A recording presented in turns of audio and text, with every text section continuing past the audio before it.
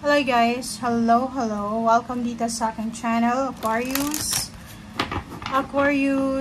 Tingnan natin ko nung messages, preparation, kapay energy para sa lahat. Ito ay last 2 weeks of January 2025 para sa lahat ng Aquarius. Tingnan natin ko nung energy para sa'yo.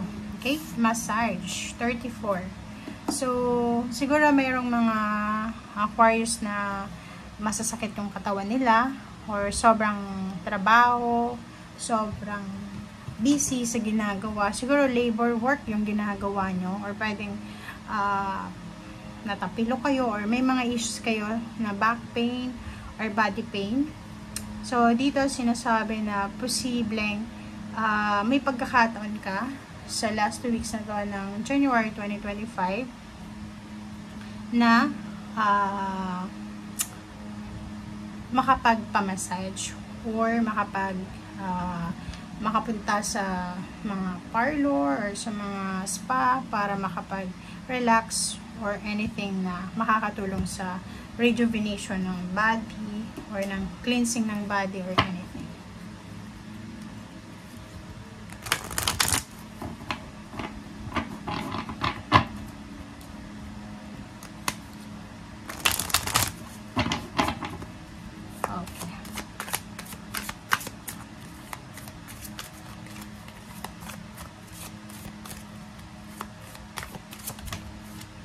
Okay, peaceful resolution.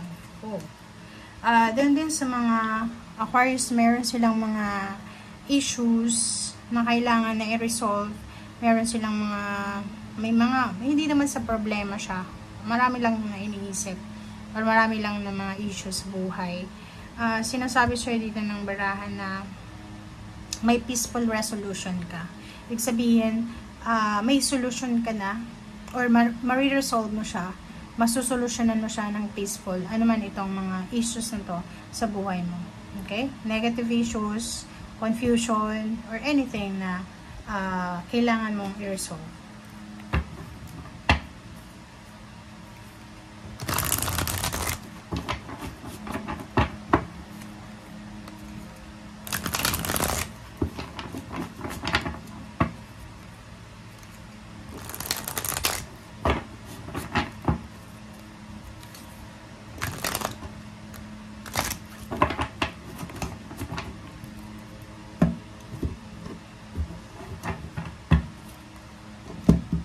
Okay, first card natin is Prince of Cups.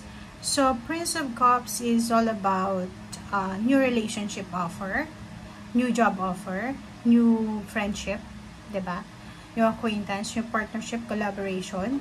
So, merong Aquarius dito na siguro kung single ka or looking for a relationship, pwede kang makatagpo ng tao na mag-offer sa'yo ng love or relationship sa loob ng mga terminal, airport, sasakyan, or kahit saan na naghihintay ka. Okay? So, nakikita ko sa'yo dito na parang may mga tao na nagkakagusto sa'yo, pero parang biglang nawawala. But dito, sa energy na to, sinasabi na may magbabalik sa buhay mo, or posibleng may babalikan ka, or posibleng may darating sa'yo na hindi mo in-expect. Okay? Next card natin, so yun. So, nakikita ko sa'yo dito na, yun nga sabi ko sa'yo, hindi lang naman relationship yung pwedeng i-offer sa'yo. Meron ditong trabaho. So, pwedeng merong papasukin ka na bagong trabaho, may mga interviews, exam, medical exam, parang ganun, health exam. Nakikita ko yung offer ng money, offer ng investment, or pwedeng yung iba na Aquarius gusto niyang mag-travel very far sa Philippines para makapagtrabaho. Okay? Or posibleng papasok siya sa isang dating relationship dating online relationship, and then yung taong pwedeng makuha niya doon is mag-offer sa kanya ng relationship, and at the same time stability, financial stability. Diba? So yun, puputok yung messenger mo, email, cellphone, telephone, kasi marami kang communication, information na matatanggap bago matapos yung buwan ng January 2025. Okay?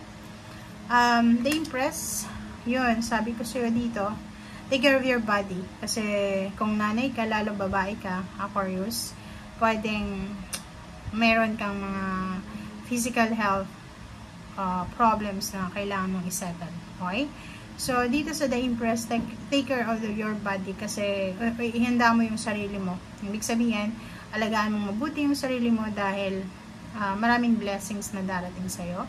Maraming pagbabago, new beginnings. Okay? So, ibig sabihin, for example, unexpected pregnancy, or pwedeng unexpected na, yun, mga gift, or parang mga windfall of money, swerte sa mga patimpalak, sa mga raffles, or anything. So, dito sa The Empress, it's new beginnings to. So, new year, new beginnings. So, bibigyan ka ng pagkakataon ng ating Panginoon na kumaga, maibalik yung ano man na nawala sa'yo or makapagsimula ka ng buhay na gusto mo. Okay? Hangman Reverse. So, yun. Nandito yung Hangman Reverse. Sinasabi na lahat ng mga hindi natuloy ay posibleng matuloy. Yung mga bagay-bagay na hinihintay mo ay posibleng dumating sa'yo. Yung mga bagay-bagay na akala mo hindi na mangyayari ay posibleng mangyayari ulit. Okay? So, pain and heartaches. Sinasabi ng barahan na may pagkakataon ka or talagang bibigyan ka ng pagkakataon ng ating Panginoon na makarecover sa mga emotional pain and heartaches, emotional problems, or stresses mo sa buhay. Okay? 9 of this and 7 of this. Wow!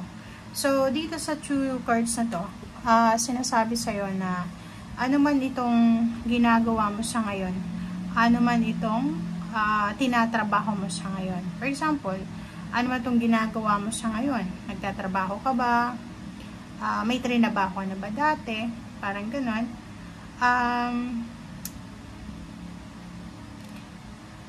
Talagang ibibigay sa'yo ng universe kung ano talaga yung trinabaho mo. So, ibig sabihin, etong 7 of this na to, eto yung hinihintay mo or hinintay mo. Okay? So, ano man yung hinintay mo, ano man yan na trinabaho mo, ibibigyan sa'yo ng universe. Okay? Kasi minsan, di ba, ginawa natin yung best, pero walang nangyari. Ginawa natin yung magagawa natin, but hindi nangyari yung gusto natin. So, dito sinasabi na ano man yung ginawa mo na alam mo na nag-exert ka ng energy, ng effort, ng pawis, dugot pawis yung punan mo, sinasabi sir dito ng 9 of this na lahat yan ay ibabalik sa'yo ng tenfold. Lahat yan ibabalik sa'yo ng universe. Lahat yan is ibibigay sa'yo ng Panginoon. Okay? So, yun.